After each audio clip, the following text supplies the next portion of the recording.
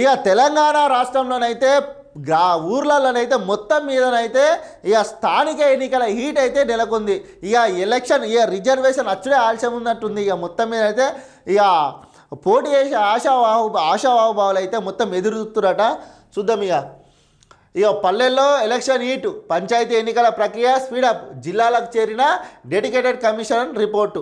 మొత్తం మీద అయితే డెడికేటెడ్ కమిషన్ రిపోర్టు జిల్లాలకు అయితే ఏరిందట. ఇగో 2 రోజుల్లో రిజర్వేషన్లు ఫైనల్, ఆ వెంటనే ఎన్నికల సంఘానికి నివేదిక. మొత్తం మీదనైతే 2 రోజుల్లోనైతే రిజర్వేషన్లు కూడా ఖరారైతాయట.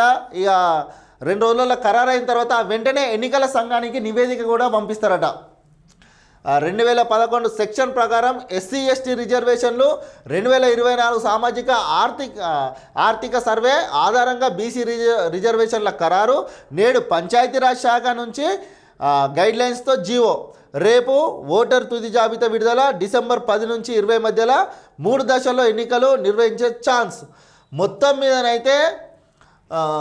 మీదనైతే రేపైతే ఓటర్ జాబితానైతే విడుదల కానుంది. ఇక రిజర్వేషన్లు కూడా రేపు ఎల్లుండనైతే పూర్తి రిజర్వేషన్లు అధికారులు ఇక అధికారులు అయితే రిజర్వేషన్లు అయితే అనౌన్స్ అయితే చేస్తారు. మొత్తం మీదనైతే డిసెంబర్ 10 నుంచి 20 లోపు అయితే ఎన్నికలను అయితే నిర్వహించడానికైతే ప్రభుత్వం అయితే సిద్ధంగా ఉన్నట్టుంది. అయ్యో దీనిలో ఉన్నది ఏంటంటే ఎక్కడైనా జనాభా సమానంగా ఉంటే లాటరీ ద్వారా ఎంపిక చేస్తారు. అయితే జనాభా ఎట్లా అంటే జనాభా ఇప్పుడు బీసీలు ఎస్సీలైనా సమానంగా జనాభా ఉందనుకో, ఆ జనాభా ద్వారా అంటే ఆ రిజర్వేషన్ ఏం చేయాలని బట్టి లాటరీ అంటే లేదంటే టోకెన్ అన్నా లేదంటే కైనేసి అన్నా ఇట్లా ఆ రిజర్వేషన్ ప్రక్రియను అయితే అధికారులు అయితే ఎంపిక చేస్తారు. అట్లా అంటే ఎవరికి ఇబ్బంది కాకుండా 50-50 ఉందనుకో దగ్గర బీసీలైనా ఎస్సీలైనా ఓసీలైనా ఏదైనా సమానంగా ఉంటే ఆ లాటరీ పద్ధతితో అయితే తీస్తారట.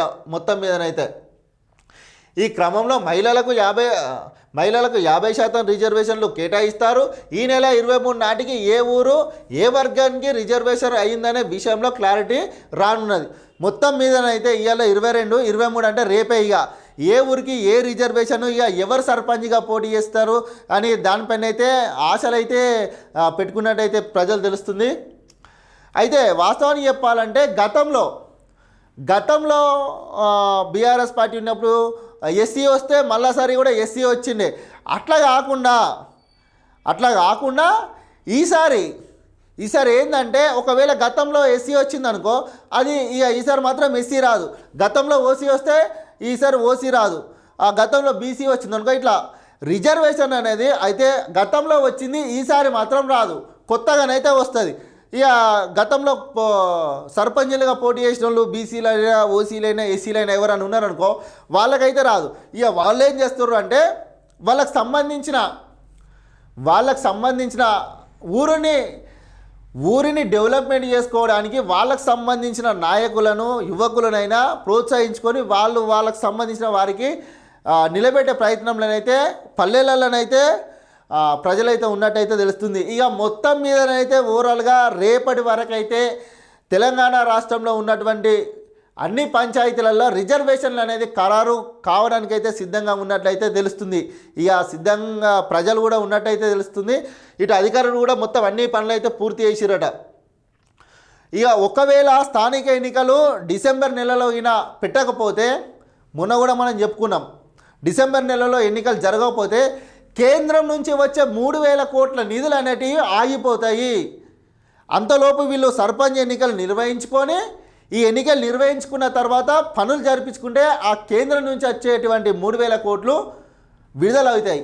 అట్లా దాంతో గ్రామ పంచాయతీలలో డెవలప్మెంట్ అనేది చేసుకోవాలని చెప్పి అయితే రాష్ట్ర ప్రభుత్వం నిర్ణయించుకొని ఈ ఎన్నికలను అయితే తొందరగా నిర్వహించే దిశగానైతే తీసుకెళ్తుంది.